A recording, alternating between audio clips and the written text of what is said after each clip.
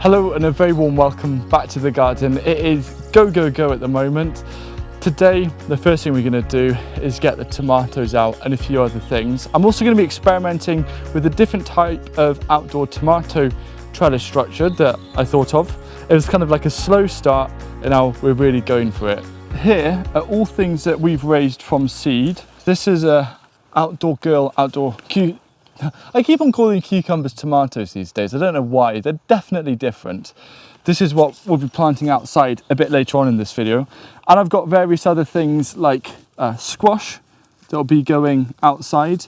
But for inside, we've got aubergines, peppers, Cape gooseberry, and then all of these different tomatoes. I've spaced out for 12 tomato plants. It's going to be a nice mix of varieties. So I'm just going to go for it. I've got this soaker hose that has been running for a little bit, so it's nice and moist. I don't know, I always feel like planting tomatoes is such a pivotal moment in the season.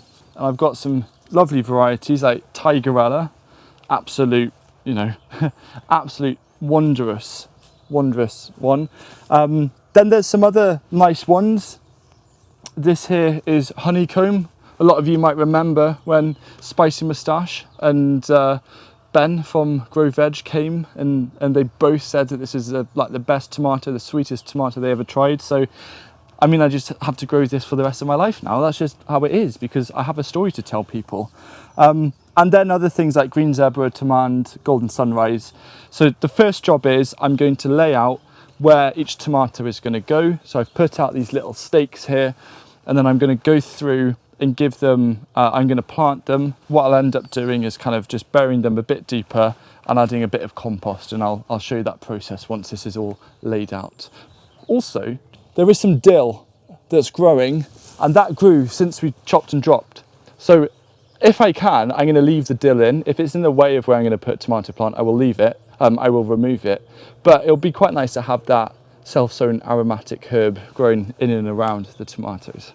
So we're going to start off with Tigerella. Now I actually have the soaker hose right next to it. So one of the key things is tomatoes do need constant moisture. And there's a few ways, because it's been so dry, there's a few ways that you can plant a tomato that can help with that. One is planting the tomato a bit deeper, so the roots are lower down. If the roots are too shallow, they're more likely to dry out. So I'm just making there's plenty of fertility in this bed, but I'm making a decent hole and I'm just going to see, okay, so what I'll do here is just these kind of bottom few suckers, I'm just going to pinch off. Now I'm just going to chuck that at the base of the hole because that could end up feeding the plant as it breaks down.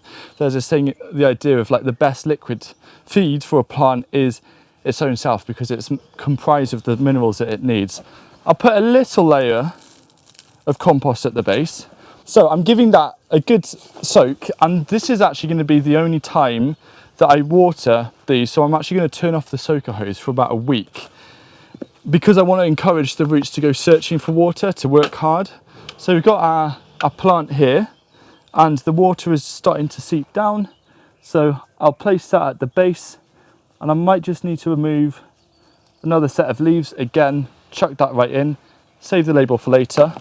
Another nice handful of compost around like that, and then everything that I've excavated, then the label, which I would forget. That's it. I'm just going to leave this for about a week before I start turning on the soaker hose every couple of days, but I'm not going to support this for about 3 or 4 weeks because I want it to really create a strong plant. Now I know a lot of you are going to be like, wow, Hugh, you have no pride in your garden, look how messy it is. And it's just a chop and drop. I've actually moved a lot of the material around the plants, so you can't really see the plants, but that's just to help keep the moisture in and build some fertility. I've got a Cape gooseberry that I'm going to put just in the corner here. And then we are going to plant this, which is the Outdoor Girl cucumber. And this is really permaculture because what's going on is I'm going to plant this cucumber within this trellis. The idea is it's going to grow and be kind of kept or contained in here, but I'm going to allow it to turn into a bit of a tomato tree, not a cucumber tree.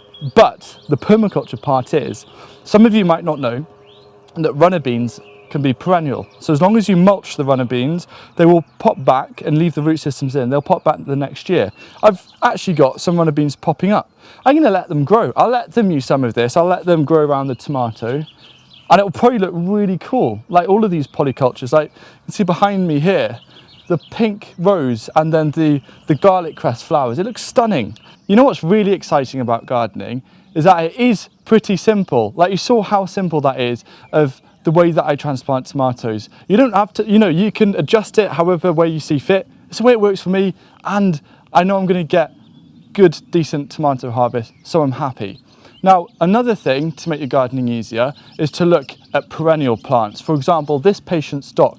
These leaves have a fantastic harvest for the Hungry Gap. Structurally, it looks beautiful. And did you know you can buy plants of patient stock from my nursery, Dovey Plants? We've got a flash sale.